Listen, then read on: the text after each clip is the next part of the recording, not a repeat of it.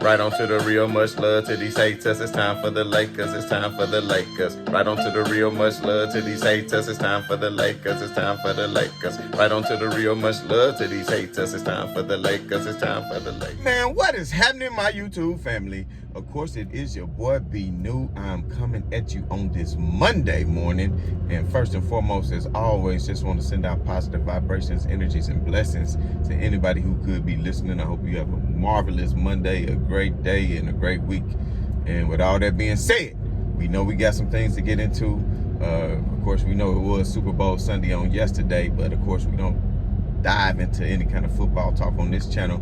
But I will say, of course, I will touch on it for just a brief moment because we all know LeBron James was in presence at the Super Bowl on yesterday and looked like he was having a damn good time. And for all the haters, we just want to say shout out to y'all, and much love to y'all for, just being haters that you are. We take that energy and we shoot back that venom that them snakes have shot toward us. And with all that being said, LeBron just had a good time. The halftime show was spectacular, especially if you old like me. You understand what I'm saying? And you grew up on that West Coast type vibe, you know what I'm saying? And that's why I love going out to LA, just being in the city, man. You get a different kind of vibe when you out there. So I'm gonna be looking forward to going back real soon, of course. I got a few trips planned coming up, but definitely want to be back in LA for the championship parade. For the championship parade, you understand? Yeah, I understand, man. Y'all, a lot of people saying, Uncle B, chill out, man. Just be easy. It's over for the Lakers. The trade deadline came and went. And what did I say on my video on Friday? I said the trade deadline is come and gone. Now watch a lot of the younger players sit back, relax, and play better. And as you can see, the Lakers did for 48 minutes actually play a good brand of basketball. One of the best games that they have played all season, to be quite honest, and going against a team in the Golden State Warriors, who we all know are number 2 in the West and have been playing great basketball all season, and was a great measuring stick for the Lakers. And this is the way that the Lakers actually should have played against Milwaukee. But of course, they brought their nervous energy to the floor, and we won't just say that was all, but of course, go back and look at that tape if you want to talk about the Milwaukee game. But we know some of the decisions that Frank Vogel made were not good to put the Lakers in position to win that game, first and foremost. But I will say this, I do like what Frank Vogel did on Saturday against Golden State, because one of my biggest things has been stop playing Trevor Ariza. Please just stop playing him. He's unplayable. He just lost so much of a step on defense that he cannot keep up with these younger players. And plus, he's not been very efficient from the three-point line. So he really serves no purpose to be out there, even though he has hit a few threes, but just not as effective as you would like him to be. But also been more of a detriment on defense. And I said this on my last video, so I don't know if he was listening or what. I would like to think so, but I doubt it. But he started Avery Bradley for defense versus Malik Monk, who have been in the starting lineup the past 2 games, which I don't really have a problem with that, because Avery Bradley, if he can get into a rhythm, then he is a good knockdown three-point shooter, and he's a good 3-and-D defender, and he's not as old as people think he is, even though he looked like somebody's great uncle. He only 31 years old. So he still has, and he didn't have a roster at the end of the year, and we all know that, but that was due to a lot of various things, and we all know how he sat out of the bubble and, didn't make his return to the Lakers, and then, but you do have journeymen in the NBA, and that is to happen. But the main point is he didn't start Trevor Ariza, so by him inserting that starting lineup, I think that starting lineup can compete with anybody. And it was a shame that Stanley Johnson did get in foul trouble early, and we did see an appearance of Trevor Ariza early in the game because of the foul trouble that Stanley Johnson got into, because he plays very aggressive. And I still wish Stanley Johnson would have got ultimately more minutes. I think he ended up with 21 minutes, and Trevor Ariza ended up with 21 minutes. So they kind of split their duties in that 4th spot. But I would have liked to see, and even though if you look at the stat sheet, Trevor Ariza was in the plus. But I think that was more so because of who he was also on the floor with, and that was a very one Austin Reeves. Austin Reeves played phenomenal. He had a block on Klay Thompson at the rim that was so nice. He, of course, took charges all over the floor. He was hitting shots. He was not afraid to take it to the hole. I think he's added a little bit of more that to his repertoire, not being afraid, because that allows him, by his three-point shot being more respected. People got to come out and run at him on that three-point line. That allows him to fake that three and go ahead and get around them, because he's not just the best at taking people off the dribble, even though he has. And one good thing about him, by playing all 4 years in college, he has been able to learn the fundamentals where he doesn't really have to get coached up as much to do that. And just by what the Lakers are paying him, I think he's going to be a great asset. And I know he's just signed to the end of this season, but if they can, not even a mid-level exception, but, just somehow extend him next year, I think would be a good thing for the Lakers to do. As his asset, as his value is only going to go up. But at the end of the day, LeBron echoed what I echoed on Friday. What I said, he echoed what I said on Friday, and so did Anthony Davis. If you listen to the post-game pressers, both of them were asked, about the focus and the intensity of everybody who played, how they were more connected on the floor, and both of their responses was that the trade deadline came and gone. And they asked LeBron, well, did you have a talk about it? Did everybody meet up? No, he said, no, we didn't. He said, we grown men, but everybody takes it differently. Everybody, we got to realize all these players are human, man. You just never know.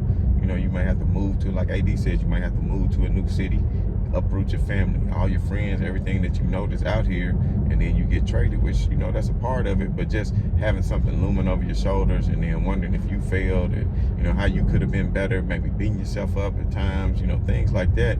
But by the Lakers staying intact and not panicking, I said that it wasn't necessarily the worst thing to do, because you had, Russell Westbrook was pretty much untradeable with his large contract. So what are you going to do when you have a big three? And that's why I don't always agree with a big three, because when you have a big three, paying each three players over $40 million a year, you can only fill out so many spots. And the only other player that's really not on the minimum contract is Kendrick Nunn. And Kendrick Nunn hadn't played a game yet. And they kept saying January. Then they kept saying February. Now they're saying March. I'm like, damn, you're gonna miss the whole season. And the Lakers was very high on him as far as him being a good 3-and-D guy and somebody who can play a backup role to a Russell Westbrook. Because if you think about it, the Lakers don't even have a true point guard backup right now. And LeBron James handles a lot of those ball handling duties. And we're gonna get to more LeBron James and how those things worked out, over the course of the game. And of course, a lot of people are hard on LeBron as far as his free throw shooting when he went to the line, and he had to go knock down 3 shots, which even in the post game, James Worthy said that's not something that's always easy to do for anybody. And we all know LeBron James is just not the greatest free throw shooter in the world. That first one, it was in and out. It's not like he just missed it horribly. Those things are going to happen. You want to make the first 2, and the third one might be harder, but he straightened netted the second one, which was good. And then on the third one, and I do want to say this on Frank Vogel, because I think his rotations were good, but I think a couple of mistakes he made at the end of this game was he should have inserted maybe a Dwight Howard or DeAndre Jordan, somebody with some size and length who could have got that rebound, because ultimately they did get the rebound, but they weren't able to get the shot up. And if you would have had a bigger person in to get the rebound, the way LeBron shot it up off even Van Gundy said he had never saw anybody do that, just shoot it so high up off, to make it bounce, which I thought was a great idea, because then that way you can't tell where the bounce is going to go, and you give your other teammates a chance of getting the ball, because it's going to bounce so high off of the rim from shooting it so high. You understand me? So when he did that, if you would have had maybe a Dwight Howard or somebody in, they could have got a quick putback. You understand? But another thing is that I think Frank Vogel, I think sometimes he's too quick to call a timeout to get his players settled. And I understand, you want to stop runs and stop momentum and stop the crowd from getting into it. I get that. That's a part of it. But when you got a veteran-laced team like what the Lakers are, you got to play through that, because ultimately, in a close game, you don't know when you're going to use a timeout. You see what I'm saying? Because LeBron James, with the high IQ as he has, and Austin Reeves, who has a very high IQ, and AD, when you got high IQ basketball players on your squad, and you get put in a situation like that, then what you got to realize is, if you get the rebound, you can call a quick timeout. So when they got the rebound, it was 2 seconds on the clock. So, by making that free throw, they only down by 2. And then you get a rebound with 2 seconds on the clock. That's enough to draw up a play, much more than a live play to maybe get something going or get some action. But at the end of the day, LeBron James was fouled on the three-point shot. A lot of people could have argued that the foul came before the shot, and he shouldn't even been on the line. They should have got a ball in. It's kind of funny now they want to give LeBron the foul call, but and I'm not trying to complain about referees, but you got to think this was a 2-point game. You had Handy get a tech, and you had Vogel get a tech. That's 2 points that the Warriors got, and ultimately they won by 2 points. And the reason, and I'm not bringing it up saying that it's their fault, but you still have to be careful. And I know you want to set a tone and let the referees know that a bunch of BS was going on. And I still say LeBron got fouled so many times at the hole. He should have had a few and ones. He didn't get. He kept getting hit on the wrist, on the arm, but it just doesn't matter. But then it just didn't seem to be called as evenly. But LeBron is used to that, and he's played through that a lot through his career. So, won't complain about that. But even Vogel alluded to that in the press conference that, because LeBron James, and you got to think about it, the Lakers only lost by 2, and LeBron James was 1-10 in the fourth quarter. When the last time you seen LeBron be 1-10 in the fourth quarter? And he took onus for that, and still was the best. He was 1-10 in the fourth quarter, and still was the best player on his team that night. Of course, as he led the Lakers in points, rebounds, and assists. And that's what I was saying about Anthony Davis. He played good in that stint where LeBron James was out for 5 games in a row, but he didn't really step up and play like that since LeBron has came back. I mean, AD, if we go back and look at the stats, he was putting up 30. And you can't blame that on LeBron because AD can get more touches than what he's getting. He needs to demand that ball like Klay Thompson was demanding the ball. And, of course, a lot of the bounces didn't go. The Lakers actually took a lead, for like a 4 or 5 point lead with like 4 or 5 minutes left in the game. And we're winning that game. But, of course, some unlucky bounces. Ball, even, I think, once, even the Lakers had stolen it, and it bounced off AD's face.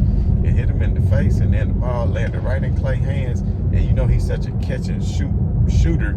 That's his thing, to catch and shoot, not just to dribble shoot, kind of like Steph. He dribble shoots, come off a screen, Klay can run off a screen, catch and shoot. We all know how many points he scored with taking, less than 10 dribbles a whole game, I think was one of his stats he had. But at the end of the day, Klay had that shot in rhythm.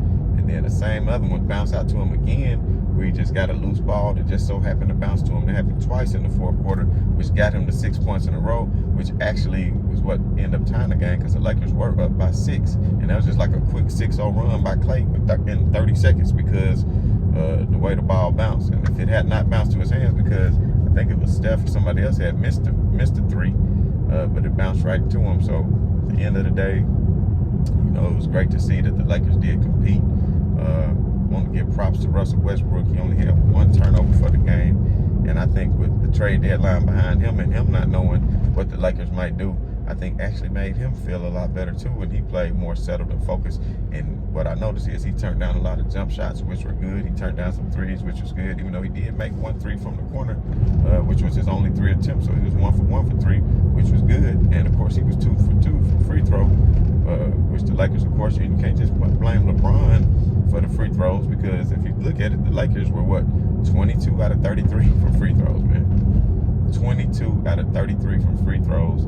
Anthony Davis missed 4, LeBron missed 4. I mean, that's 8 of them right there. So you missed 11 free throws. I mean, that's terrible. You have to do a better job at your free throws, because you're talking about 11 free throws. If the Lakers would have just made 3 of those, missed 11, then they win the game. So I don't know what they need to do in practice. Whatever. LeBron at one point was hitting his free throws at a higher clip through the season. I had faith that he could maybe knock those 3 down, but at the end of the day, it didn't happen. But he made a promise to Lakers Nation and to the fans that he was going to do better and maybe put himself in position to where the Lakers don't even need crunch time free throws. If they can go out and play 4 quarters like they were capable of doing, because pretty much the Warriors weren't getting off. I mean, every quarter was close. I think the Lakers were only trailing by 3. The Lakers were only trailing by 3 going into the half, and they held Golden State to 22 points in the fourth, even though they only had 21. And I think some of that was LeBron settling for 3. And some of those shots were close that he could have made, but just didn't.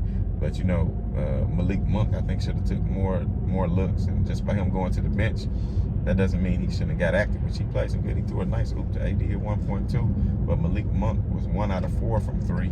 I'd like to see him get going, take a few more shots, because that's something that they're going to need, especially if he's going to be coming off the bench behind Avery Bradley. And I think if the Lakers nail down their rotation, mainly, that's been a lot of things, and I've been saying that in my past shows that, you know, the Lakers haven't been nailing down the rotation. Nobody knows their roles. There's no continuity because you don't know when you're playing, when you're coming out, at what time. So by them, I think establishing that starting lineup, let's hope Vogel sticks with that after the All-Star break, and the team can get some rest and they can watch some film and they can kind of see what lineups are what. And I don't necessarily think the Lakers need Dwight Howard, and maybe in some games, like maybe against the Phoenix, if you need some size when you're giving AD a break, you know, to take on it like a DeAndre Ayton or something like that, or Jokic or something like that, even though AD can handle his own, but you know, just to kind of tag team them and stagger those minutes to give people a break. But at the end of the day, that lineup with Stanley Johnson, Anthony Davis, LeBron James, Russell Westbrook, and Avery Bradley is good. And then I think off the bench, you could rotate a Malik Monk, Austin Reeves, of course, Carmelo when he gets back. Because even with Carmelo last night, you know, he would have been good for a couple of threes too. So, you know, get Carmelo back. And then I think that's the 8-man rotation you go with. And if you want to sprinkle in, who else is somebody I'm missing here off the bench? Nunn. That's what we're looking for, Nunn. If he can get back healthy. And if not, I'm just saying in the playoffs, then that needs to be the 8-man rotation. A lot of teams don't like playing 8, especially when you're going against teams, especially when you're in a hard series. You want to go 9 or 10 deep because the legs will start to wear on you, especially if you're taking day on, day off, day on, day off, especially if it goes, you know, after that 4th game, you're only going to get a day off in between. And at that time, you got a lot of miles on your legs, especially if you're in the 2nd or 3rd series of the playoffs. So that's something we just got to keep in mind. And I think the Lakers can steadily continue to push on and maybe scare some people. I'm not really afraid of Utah. They already beat Utah without Anthony Davis earlier in the year. So I think the Lakers are going to have another, they were off Sunday. They'll be off Monday and Tuesday. And then they take on Utah on Wednesday before the All-Star break.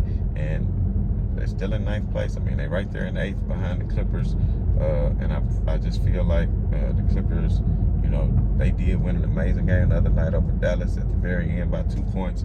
But they take on Golden State, I think, tonight. And then they take on Phoenix tomorrow night. So that's going to be a tough back-to-back for them.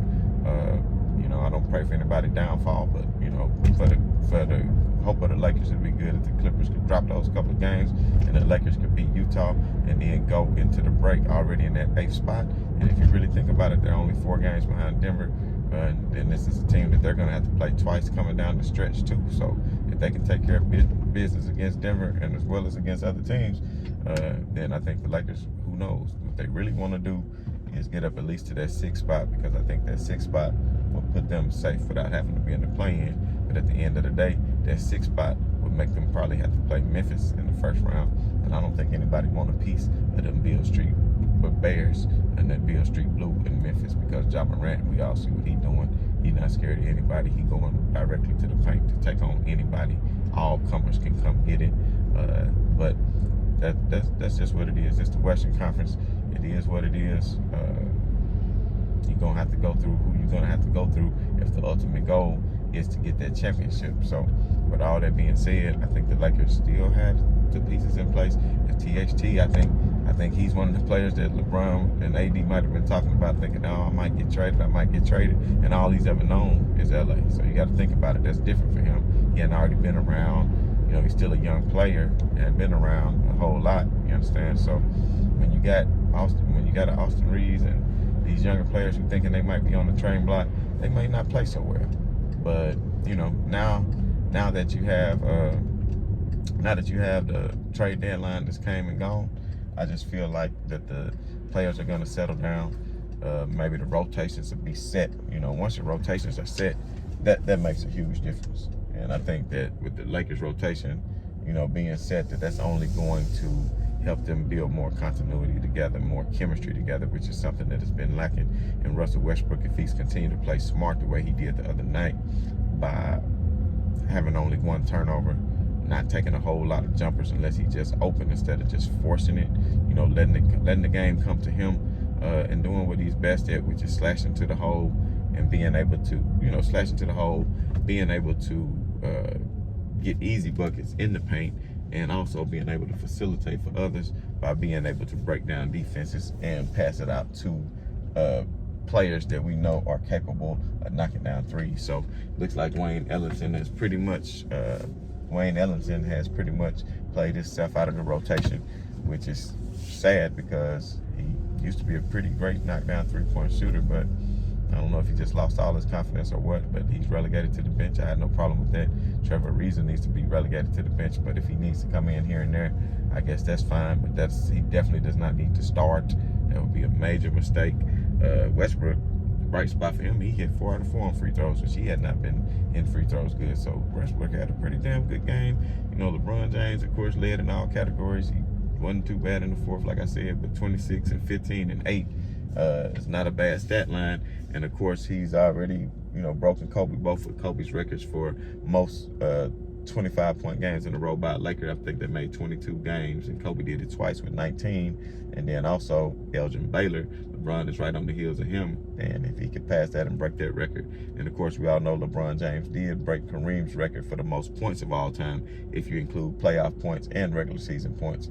But of course we all know the main record is most regular season points of all time. And once he breaks that, it won't be any doubt in a lot of people's mind, of course, and the haters, of course, that LeBron James is the GOAT. And, you know, it's a tough decision because, you know, Michael Jordan, he was great. And my apologies for still not finishing my countdown yet. Man, y'all don't understand, man. My days are hectic, especially this time of year. So I'm going to get to that most definitely real soon. You know, and I'm trying to think if there's anything else I need to touch on. You know, as far as that game, but looking forward to the All-Star break, looking forward to the All-Star game festivities, and as always, man, right on to the real, and much love to these haters. About